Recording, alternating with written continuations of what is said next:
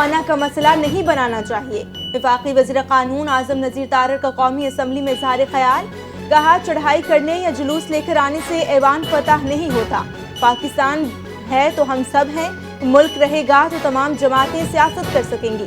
ذوالفقار علی بھٹو کو پھانسی ہو گئی لیکن اس کے باوجود لوگوں نے حدود میں رہ کر احتجاج کیا۔ سرکاری وسائل سے اسلام آباد پر حملہ آور ہونا غیر آئینی ہے۔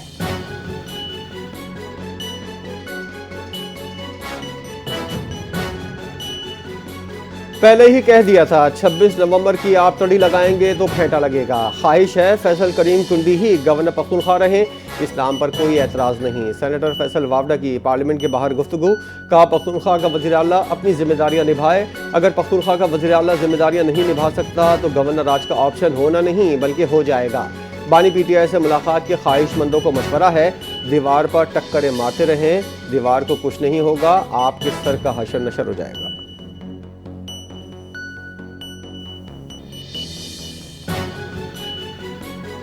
گارنٹی دیتے ہیں پارلیمنٹ پر حملہ آور نہیں ہوں گے، ہم نے ہمیشہ کہا ایوان کو مضبوط کریں۔ چیئرمین تحریک انصاف بیرسٹر گوہر کا قومی اسمبلی میں اظہار خیال، کہا عوام کی ووٹ سے واپس آئیں گے اور ترامیم کو واپس کریں گے۔ جمہوریت میں اختلاف رائے ہوتا ہے، ہم اس ایوان اور جمہوریت کے لیے کام کرتے ہیں۔ آپ لوگوں نے ایک دوسرے کو چور کہا، ہمیں نہیں پتا تھا کہ آپ میں سے چور کون ہے۔ پارلیمنٹ کے وقار کو مجروح کرنے کی کبھی کوشش نہیں کی۔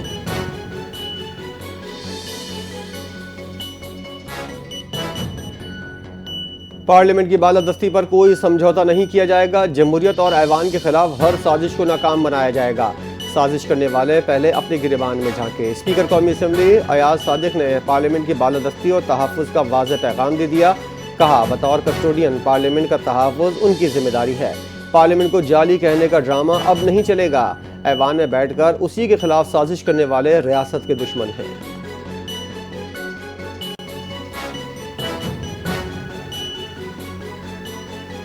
جیل میں ملاقات ملکی اداروں کے خلاف سازشوں کے لیے نہیں، قانونی امور پر مشاورت کے لیے ہوتی ہے۔ جیل کی ملاقات اس لیے نہیں ہوتی اداروں کو بدنام اور شہداء کی تصدیق کی جائے۔ وفاقی وزیر اطلاعات عطا تارڑ کی پی ٹی آئی پر پھٹ پڑے، کہا غیر قانونی مطالبہ کریں گے تو وہ کبھی پورا نہیں ہوگا، غیر قانونی ڈیمانڈ کبھی پوری نہیں ہوگی۔ پی ٹی آئی دور میں سیاسی مخالفین کو انتقام کا نشانہ بنایا گیا، ہم نے پی ٹی آئی دور کی تلخیاں برداشت کی۔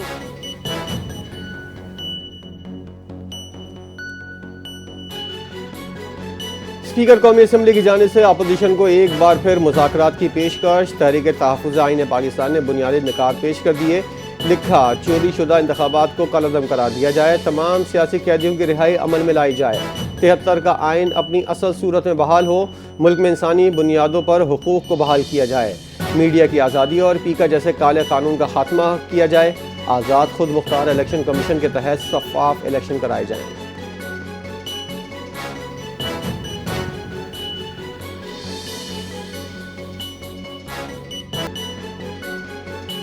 بی آر ٹی کے نام پر کراچی کے عوام کی تذلیل کی جا رہی ہے، امیر جماعت اسلامی حافظ نعیم الرحمان کی سندھ حکومت پر تنقید، پریس کانفرنس کرتے ہوئے کہا کراچی کے لوگوں کو بیماریاں دی جا رہی ہیں، طویل عرصے کے باوجود بی آر ٹی پر صرف 30% کام ہوا، یونیورسٹی روڈ پر بی آر ٹی بن گئی ہے تو جگہ جگہ ٹریفک جیم ہوگا، ڈیزائن میں خامیاں ہیں، گٹر میں بچوں کی گرنے کے واقعات کے حوالے سے واٹر بورڈ کو ذمہ دار قرار دیا، سندھ حکومت پر کرپشن کے الزامات عائد کیے، سندھ حکومت یونیورسٹی روڈ کو بحال کرے تاکہ عوام سکون کا سانس لے سکے۔ پاکستان میں افغان شہریوں کی جانب سے دہشت گردی پھیلانے والا منظم نیٹ ورک بے نقاب، تلہ گنگ سے افغان شہری کی گرفتار شناخت قاسم عرف حسن کے نام سے ہوئی، تعلق افغانستان سے ہے، گرفتار دہشت گرد نے انکشاف کیا 10 سال پہلے اہل خانہ کے ساتھ افغانستان سے لکی مروت آیا، 2025 میں سرا درگاہ میں طالبان کمانڈر ارمانی سے ملاقات ہوئی جس نے اسے جہاد کے نام پر دعوت دی، مناسب موقع نہ ملنے پر فوجی قلعے پر خود کش حملہ نہ کر سکے، سیکیورٹی اداروں نے اس اعترافی بیان کی روشنی میں نیٹ ورک کے مزید اراکین تک پہنچنے کے لیے تحقیقات تیز کر دی۔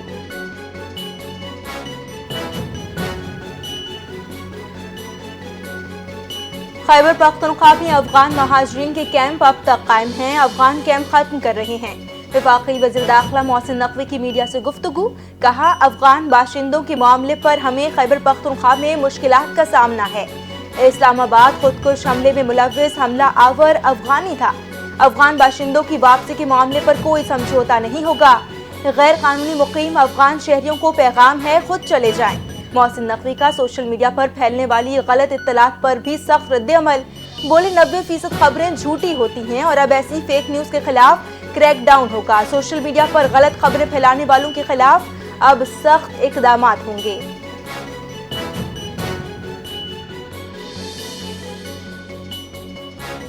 فیلڈ مارشل عاصم منیر سے مصر کے وزیر خارجہ کی ملاقات۔ پاکستان مصر دفاعی اور سیکیورٹی تعاون مزید مضبوط بنانے پر اتفاق۔ فوجی رابطوں، تربیتی تعاون اور اسٹریٹجک شراکت داری کے فروغ پر زور۔ علاقائی امن و استحکام کے لیے کوششیں تیز کرنے پر اتفاق۔ مصر کی قیادت کا فیلڈ مارشل کے لیے نیک خواہشات کا پیغام۔ اعلیٰ سطح کے رابطہ جاری رکھنے اور دفاعی تعلقات کو نئی جہت دینے کا عزم۔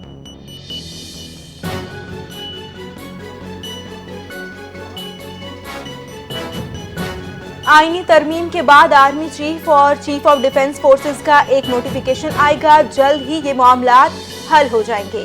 وزیر قانون اعظم نذیر تارڑ کی صحافیوں سے گفتگو، کہا قانون پاس ہو چکا ہے، نوٹیفیکیشن بھی اس سے جڑا معاملہ ہے۔ نوٹیفیکیشن کے حوالے سے ایسا کچھ نہیں کہ معاملات رک گئے ہوں۔ وزیر اعظم ملک میں واپس آ جائیں گے تو وزارت دفاع اس پر معاملات آگے بڑھا لے گی۔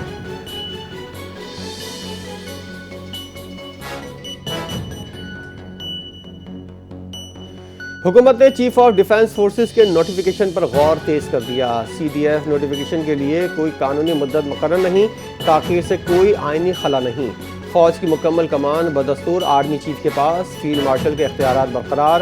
آرمی ایکٹ ترمیم 2025 کے بعد دوہرا عہدہ ملنے پر آرمی چیف کی نئی مدت کا آغاز ہوگا۔ نوٹیفیکیشن تک آرمی چیف کا آپریشنل کنٹرول مکمل، اختیارات میں کوئی خلل نہیں پڑے گا۔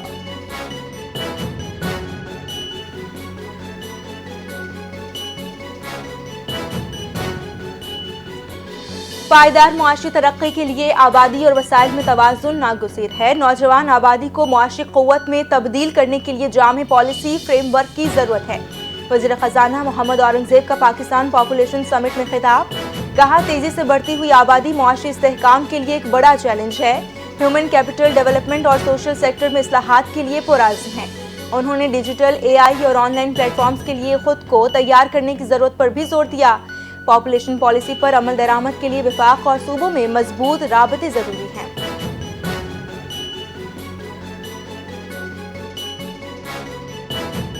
وفاق اور صوبوں کی طرح مقامی حکومتیں بھی بنیادی اہمیت رکھتی ہیں۔ اسپیکر پنجاب اسمبلی ملک احمد خان کی نیوز کانفرنس کا مقامی حکومتوں کا وجود ابھی تک نامکمل ایجنڈا ہے۔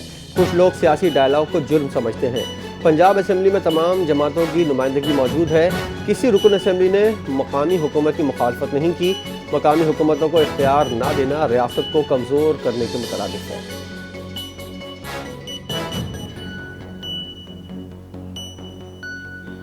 امریکی جریدے فوربس میں ستھرا پنجاب پروگرام کی عالمی سطح پر پذیرائی۔ بیسٹ سیلنگ رائٹر اور کالمسٹ پال کیلن کے مطابق 8 ماہ میں 130 ملین لوگوں کے لیے صفائی کا نظام حیران کن کامیابی ہے۔ فوربس کی رپورٹ میں کہا گیا کہ پنجاب میں 30,000 گاڑیوں اور 1.5 لاکھ ورک فورس کے ڈیجیٹل مانیٹرنگ حیران کن ہے۔ سی پی او 30 میں ستھرا پنجاب کو کلائمیٹ ایکشن کی بہترین مثال قرار دیا۔ پروگرام دنیا کا سب سے بڑا پبلک پرائیویٹ پارٹنرشپ ماڈل بن کر ابھرا ہے۔ Waste to value, waste to energy اور کاربن کریڈٹس پر کام جاری ہے۔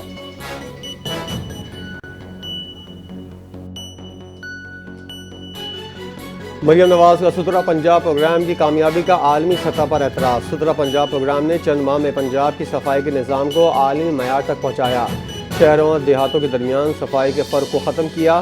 وزیر اطلاعات پنجاب عظمہ بخاری کی پریس کانفرنس، کہا ماحول دوست اقدامات گورننس کو سراہا گیا۔ دنیا پنجاب حکومت کے ماڈل سے سیکھنا چاہتی ہے۔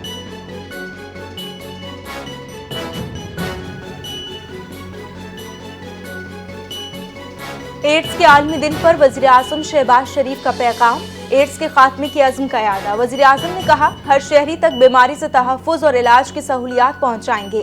رکاوٹوں کا خاتمہ اور ایڈز سے متعلق رویوں میں تبدیلی عالمی دن کا موضوع ہے۔ جامع حکمت عملی وقت کی ضرورت ہے۔ علاج تک رسائی، جدید سہولیات اور سماجی تعاون مؤثر رد عمل کی بنیاد ہے۔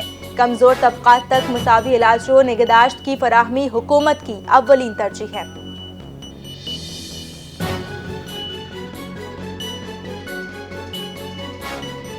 وزیر اعلیٰ سندھ کی زیر صدارت اجلاس، سندھ کابینہ نے کراچی میں رینجرز کی تعیناتی 1 سال کے لیے بڑھانے کی منظوری دے دی۔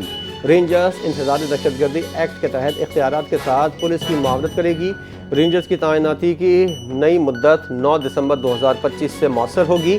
سولر انرجی پر جیکٹ میں 3 بلین روپے کا فراڈ کے انکشافات پر وزیر اعلیٰ سندھ کا تحقیقات کا حکم۔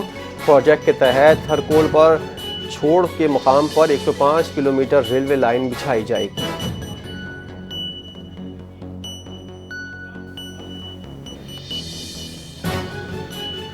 انسداد دہشت گردی عدالت کا شوکت خانم اور نمل یونیورسٹی کے اکاؤنٹس ڈی فریز کرنے کا حکم۔ انسداد دہشت گردی عدالت راولپنڈی نے علیمہ خان کے خلاف 26 نومبر احتجاج کیس کی سماعت کی۔ شوکت خانم کیس اسپتال اور نمل یونیورسٹی کے وکلاء عدالت پیش ہوئے۔ پروسیکیوٹر نے بتایا کہ علیمہ خان کی ذاتی اکاؤنٹس اسٹیٹ بینک کے ذریعے فریز کیے گئے ہیں۔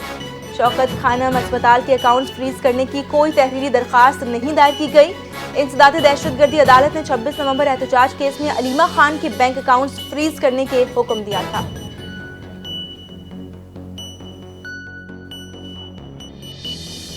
صدر نے پارلیمنٹ کا مشترکہ اجلاس کل طلب کر لیا۔ صحافیوں اور میڈیا ورکرز کے تحفظ کا بل پیش کیے جانے کا امکان۔ اقلیتوں کے حقوق اور پاکستان اینیمل کونسل کے بل بھی ایجنڈے میں شامل۔ پارلیمنٹ کا مشترکہ اجلاس 9 ماہ بعد ہوگا۔ بلاول بھٹو اور مولانا فضل الرحمان اجلاس سے خطاب کریں گے۔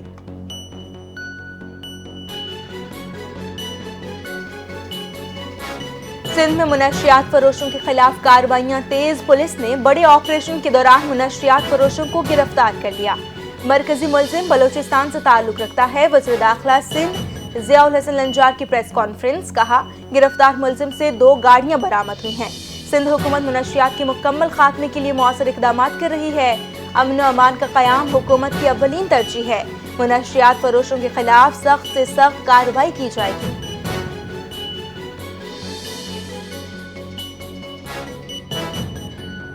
بیرون ملک جانے والے پاکستانیوں کو آف لوڈ کرنے سے متعلق خبریں بے بنیاد اور گمراہ کن ہیں۔ عوام بے بنیاد خبروں سے پریشان نہ ہوں۔ ڈائریکٹر FIA کی نیوز کانفرنس، کہا ملک کے مختلف ایئرپورٹ سے یومیہ 60 سے 70 ہزار افراد کی آمد و رفت ہوتی ہے۔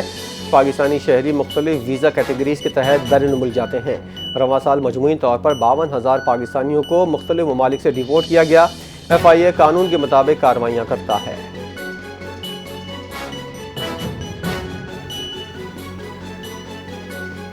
نادرا نے شناختی نظام میں اہم ریگولیٹری اصلاحات کا اجرا کر دیا ہے۔ یہ اصلاحات نادرا اتھارٹی بورڈ کی منظوری کے بعد گزٹ آف پاکستان میں شائع کی گئیں۔